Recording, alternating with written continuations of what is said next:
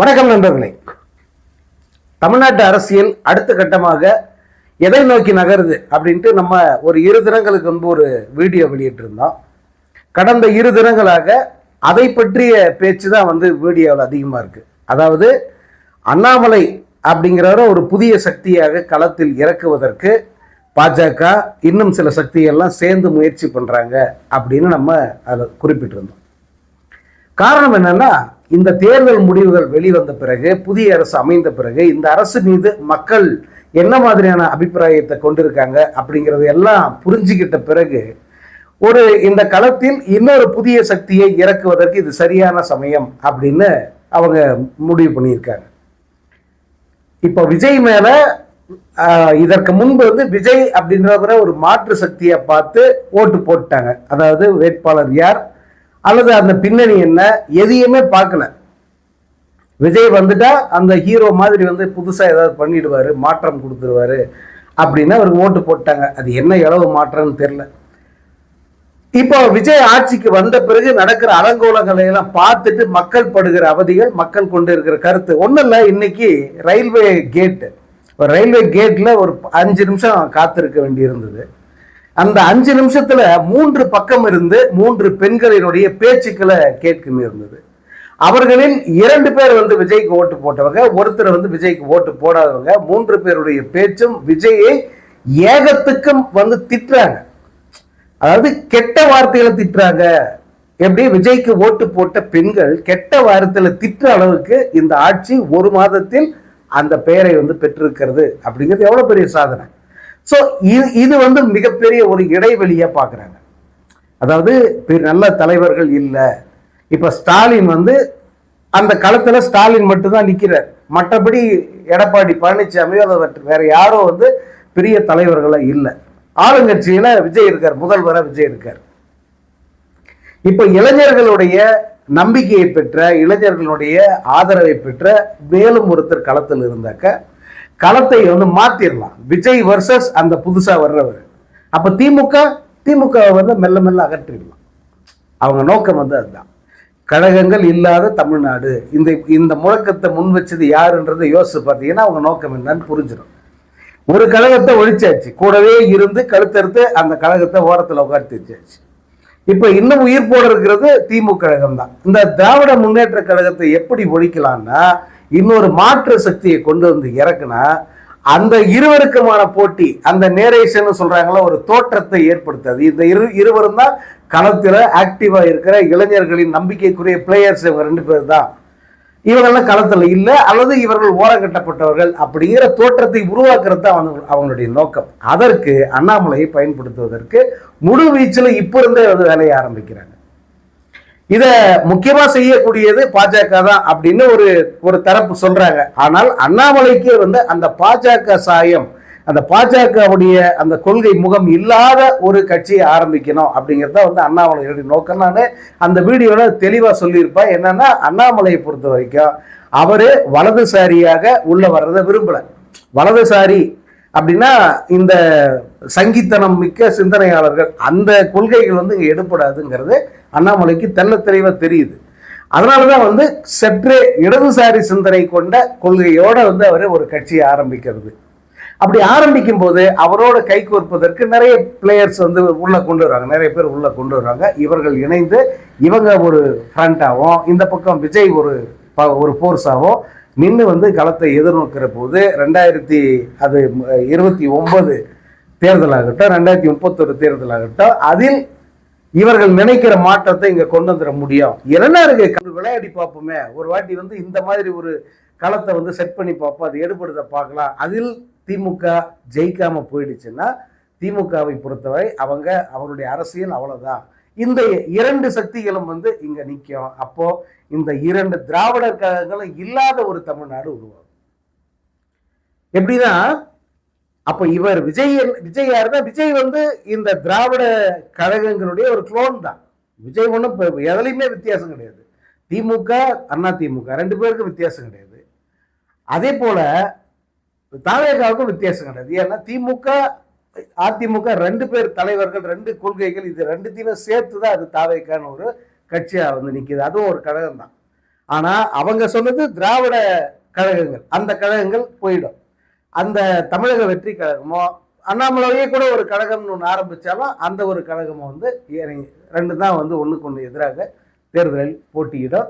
மக்களுக்கு வந்து alternative choice, இந்த இதை விட்ட ஆல்டர்னேட்டிவ் இவர் தான் அப்படிங்கிற ஒரு தோற்றம் வந்துடும் அப்படிங்கிறது அவங்களுடைய பார்வை. அதற்கான வாய்ப்புகள் வந்து நிறைய இருக்கு அப்படிங்கிறது தான் இப்போ களத்தில் இருக்கிற யதார்த்தம். எப்படின்னா, தேர்தல் முடிவுகளுக்கு பிறகு விஜய் முதலமைச்சராக பதவியேற்ற பிறகு அண்ணாமலை மற்றும் முக்கியமான சில நபர்கள் இவங்க எல்லாருமே வந்து அடிக்கடி வந்து சந்திச்சு ஆலோசனை செய்து கட்சியை எப்படி உருவாக்கலாம், எந்த நேரத்தில் வந்து கட்சியை களத்தில் இறக்கலாம் அப்படிங்கிற அந்த ஆலோசனை வந்து செஞ்சிருக்காங்க. இதற்கு வந்து பாஜக மேலிடம் முழு ஆதரவு தருது அப்படிங்கிறது கூடுதல் தகவல். இன்னொன்னு, நான் முன்னே சொன்னதா ரஜினியோட ஆதரவோட வந்து இந்த கட்சியை களத்தில் இறக்கலாம். அது இன்னும் கொஞ்சம் ஃபோர்ஸா, ஏன்னா இங்க விஜய்ங்கிற அந்த முகம் தான் வந்து மிகப்பெரிய ஒரு ஈர்ப்பை ஏற்படுத்துகிற, வாக்குகளை கவருகிற ஒரு சக்தியா பார்க்கப்பட்டது. அப்போ இதை விட ஒரு ஃபோர்ஸான, இதை விட ஒரு வசீகரமிக்க இன்னொரு முகம்னா அது ரஜினிகாந்தோட முகம். ஆனா அவர் நேரடியா களத்துக்கு வரமாட்டார். நேரடியா தன் முகத்தை வாக்குகளை பெறுவதற்கு பயன்படுத்த அனுமதிக்க மாட்டார். அப்போ அவருடைய ஆதரவு இருக்கு அப்படிங்கிறத வந்து நம்ம எஸ்டாப்ளிஷ் பண்ணணும். ரஜினியின் ஆசி பெற்ற, ரஜினியின் ஆதரவு பெற்ற வேட்பாளர், ரஜினியின் ஆதரவு பெற்ற கட்சி இது அப்படிங்கிற ஒரு தோற்றத்தை ஏற்படுத்திட்டாலே போதும், இதற்கு கூடுதலாக முக்கியத்துவம் கிடைக்கும், தேர்தலில் பெரிய அளவுக்கு எடுபடும் அப்படிங்கிறது அவங்களுடைய கணக்கு. அதை சிலர் வந்து திரைமறைவில் வந்து ரொம்ப வேகமாக காய்களை நகர்த்துறாங்க. விரைவிலேயே இது பற்றிய அறிவிப்பெல்லாம் வரும் அப்படின்னு சொல்றாங்க. ரஜினியோட ஒரு சந்திப்பு கூட நடத்திட்டாங்க அப்படின்னு சொல்றாங்க. இதுல ரஜினிக்கும் பெரிய ஒரு அவருக்கு வந்து இதுல உடன்பாடு இல்லாம போறதுக்கான வாய்ப்பெல்லாம் இல்லை. ஏன்னா அவர் ஒன்றும் திராவிட சிந்தனையாளர் கிடையாது ரஜினிகாந்த்.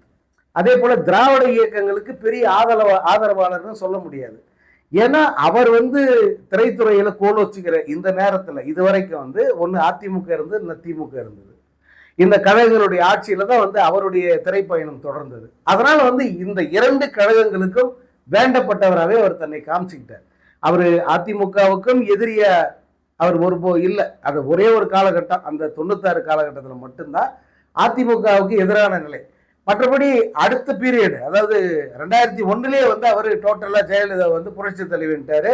அதே போல அதிமுகவுக்கு ஆதரவா பேச ஆரம்பிச்சிட்டார். அப்புறம் கலைஞர் வரும்போது கலைஞருக்கு ஆதரவான ஒரு நபரா வந்து அவர் மாறிட்டார். ஸோ இரண்டு கழகங்களையுமே வந்து அவரு பகச்சிக்கல. அதே நேரம் இரண்டுமே அவருக்கு ரொம்ப பிடிச்சமான இயக்கங்கள் அப்படின்னு சொல்ல முடியாது. இந்த இரண்டுக்கும் மனமாற அவர் வந்து ஆதரவு தராரு அப்படின்னு சொல்ல முடியாது. ஏன்னா ரஜினி மனதார வலதுசாரி சிந்தனைக்கு ஆதரவான ஒரு செயல்பாடு. அவர் தன்னை வலதுசாரின்னு சொல்லிக்க மாட்டார், அல்லது இடதுசாரி முற்போக்கு சிந்தனை அப்படியும் அவர் காமிச்சிக்க மாட்டார். இந்த முற்போக்கு சிந்தனையில் இருக்கிற நல்லதை நான் எடுத்துக்கிறேன்னு, வலதுசாரி சிந்தனையில இருக்கிற நல்லதை வந்து நான் எடுத்துப்பேன்னு, சனாதனம் நல்லதுன்னு, இந்த பக்கம் பெரியார் கருத்துக்கள்ல இதெல்லாம் நல்லது அப்படின்னு சொல்லுவார். இது ரஜினியோடைய நிலைப்பாடு. ஏன்னா இங்க வந்து வலதுசாரி சித்தாந்தத்தை முழுசா பேசினா எடுப்பட மாட்டோம், மக்கள் நிராகரிச்சிருவாங்க அப்படிங்கிறது வந்து அவருக்கு தெரியும். அதனால அவர் திராவிட இயக்கங்களுக்கு ஆதரவாளர் கிடையாது. அப்போ அவர் நினைக்கிற மாதிரி வலதுசாரி சிந்தனையும் இருக்கணும், அதே போல முற்போக்கு சிந்தனையிலிருந்து கொஞ்சம் கருத்துக்களையும் வந்து எடுத்துக்கணும், கொள்கைகளையும் எடுத்துக்கணும். அதை வச்சுக்கிட்டு புதுசா ஒரு கட்சியை வந்து ஆரம்பிச்சா அது ரஜினிக்கும் வந்து ஏற்புடையதாகவே இருக்கும். அதனால வந்து அவரு ஆதரவு தரமாட்டேன் அல்லது ஆசீர்வாதம் நான் கொடுக்க மாட்டேன்னு சொல்ல மாட்டாரு. இன்னொன்று, அண்ணாமலை வந்து ரஜினியை தன்னுடைய குரு, எனக்கு அவர் தலைவர் அப்படின்னு சொல்லிட்டு பல முறை பல மேடைகள்ல அழுத்தம் திருத்தமா சொல்லியிருக்காரு. அதனால இந்த காம்பினேஷனுங்கிறது தமிழ்நாட்டில் ஒர்க் அவுட் ஆகும் அப்படின்னு ஒரு கணக்கு போட்டிருக்காங்க. விரைவிலேயே இது பற்றிய அறிவிப்புகள் எல்லாம் வருவதற்கு வாய்ப்பு இருக்கு அப்படின்னு வந்து சொல்றாங்க. இன்னொரு பக்கம் பார்த்தீங்கன்னா, இந்த நடிகர் சிவகுமார் அப்புறம் நடிகர் அர்ஜுன் இவர்கள் திரைப்பட விழாக்களில் பேசிய சில கருத்துக்கள்லாம் பெரிய சர்ச்சையாக இருக்கு 2 நாட்களாக. அது ஒரு பெரிய விஷயமா நம்ம வந்து எடுத்துக்க வேண்டாங்கிறதுனால தான் அதை பற்றி நான் பேசலை. அதிலும் சிவகுமாரெல்லாம் வந்து எத்தகைய மனசில் அவருக்கு எவ்வளோ அழுக்கு, எவ்வளோ வன்மம் இருந்தது அப்படிங்கிறத அவர் தேர்தல் நாள் அன்னைக்கு சொல்லிட்டார். தேர்தலுக்கு வந்து முதல்ல வந்து பூத்தில் நின்று ஓட்டு போட்டு வெளியே வந்து மொத்த மீடியாவும் கூட்டு வந்து திமுக எதிரான கருத்தை வந்து பதிவு பண்ணவர் தான் சிவகுமார். அதிலேயே வந்து அவர் மதுவுக்கு எதிராக ஒரே குடும்பம் எவ்வளோ காலத்துக்கு வந்து சம்பாதிக்கிறது, வேற வேற வேற ஆள் வரட்டு சம்பாதிக்கிட்டோம், இந்த மாதிரி கருத்துக்களை பேசினார் சிவகுமார். அதில் வந்து அவருக்கு உள்ளுக்குள்ள எவ்வளவு தூரத்துக்கு வன்மை இருக்குன்றதை அவர் காமிச்சார். இந்த திமுக அரசில் அவங்க அனுபவிக்க சலுகை கிடையாது, அவங்களுக்கு இல்லாத இடமும் இல்லை, எல்லா இடத்திலும் முதலில் போய் நின்றவங்க இவங்க தான். ஆனால் அவங்க அன்னைக்கு வந்து அந்த வன்மத்தை கக்குனாங்க. தொடர்ச்சியாக வந்து இப்போ ஒரு மேடையில் சத்யராஜ் பக்கத்தில் வச்சுக்கிட்டு சிவகுமார் பேசிய சில கருத்துக்கள் வந்து மிகப்பெரிய சர்ச்சையை ஏற்படுச்சு. அதில் வந்து அவர் காமராஜரே தோற்கடிச்சிட்டாங்க, விஜய் வந்தா என்ன, விஜய்க்கு கொஞ்சம் டைம் கொடுங்க, விஜயை வந்து நல்லாட்சி கொடுப்பாரு, அந்த மாதிரியான கருத்துக்களை வந்து அவர் தெரிவிச்சிருந்தாரு. இதுல காமராஜரே தோற்கடிச்சிட்டாருன்னா காமராஜரும் விஜயம் ஒன்னா. காமராஜரை யார் தோற்கடிச்சாங்க? பேரறிஞர் அண்ணா தோற்கடிச்சார். அதுல காமராஜரை மிகப்பெரிய அளவுக்கு மரியாதை கொடுத்து அவரை வந்து ரொம்ப உயர்வாகவே பார்த்தவர் தான் பேரறிஞர் அண்ணா. இதுல ஒரு முக்கியமான விஷயம் என்னன்னா, அண்ணா வந்து எடுப்புலேயே வந்து சினிமாவில் நடிச்சுட்டு உள்ள வந்துடல. அவர் சினிமாவுக்கு அவர் கதை வசனம் எழுதினாரு. ஆனால் சினிமாவை மேம்படுத்துவதற்கான ஒரு கதை வசனமாக தான் அது இருந்ததை தவிர அவர் வந்து ஏதோ அந்த சுறா மாதிரி படங்கள் நடிச்சுட்டு வந்து அவர் சிஎம் ஆயிடல. இன்னொன்று, அண்ணா சிஎம் ஆகும்போது அவர் அண்ணாதுரை அப்படின்னு சொல்ற நிலையில் இல்லை. அவர் ஸ்டேச்சர் எப்படி இருந்ததுன்னா, பேரறிஞர் அண்ணா அல்லது அறிஞர் அண்ணா அப்படின்னு சொல்ற அளவுக்கு அவரது அந்த தகுதியும் திறமையும் அப்படி இருந்தது. அவர் முதல்வரை பதவி ஏற்கும் போதே அவரை அறிஞர் அண்ணா அப்படின்னு சொல்லக்கூடிய அளவுக்கு தான் அவர் தகுதி படைத்தவராக இருந்தார். அவருடன் பணியாற்றிய பலரும் வந்து இளையவர்களாக இருந்தாலும் அந்த நிர்வாக திறமை அல்லது அந்த எழுத்து திறமை எல்லாமே வந்து வேற ஒரு ரேஞ்சில் இருந்தது. அதையெல்லாம் வந்து யார் கூடயுமே வந்து கம்பேர் பண்ணி சிறுமைப்படுத்த முடியாது. அதனால காமராஜரை தோற்கடிச்சுட்டு ஒரு தற்கூரி உள்ள வந்துடல, காமராஜரை தோற்கடிச்சுட்டு ஒரு அறிஞர் அண்ணா தான் வந்து முதல்வராக ஆனார். அதெல்லாம் வந்து சிவகுமார் ஏன் இந்த வயசான காலத்துல கண்டபடி உளறிட்டு எல்லார்கிட்டையும் வந்து மாத்து வாங்குறாரு அப்படின்ற ஒரு கமெண்ட் தான் வந்து இப்போ உருவாக்கி இருக்கு. இன்னொன்று, அவருக்கு வந்து இப்போ வந்து அவருக்கு இந்த விஜய் ஆட்சியில் அரசியலில் இருக்கும் போதே தன்னுடைய பிள்ளைகளில் யாராவது ஒருத்தரும் கூட வந்து அரசியலில் ஒரு ஆளா ஆயிட்டா நல்லா இருக்கும் அப்படின்னு நினைக்கிறாரு என்னவோ தெரியல.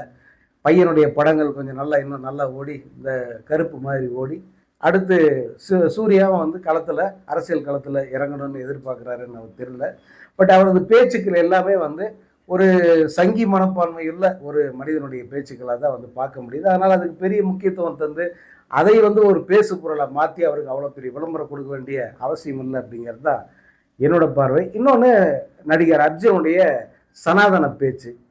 நடிகர் அர்ஜுன் சொல்ற சனாதனத்தை ஒழிக்கணுங்கிறது தவறு அப்படின்னா உங்கள் அப்பா அம்மாவை நீங்கள் வெளியே துரத்துருவீங்களா, அதுக்கு இணையானதை நீங்கள் சனாதனத்தை ஒழிக்கிறதுங்கிற மாதிரிலாம் வந்து பேசியிருந்தார். அது ஒரு வாழ்வியல் முறை அப்படியெல்லாம் வந்து சொல்லியிருந்தார்.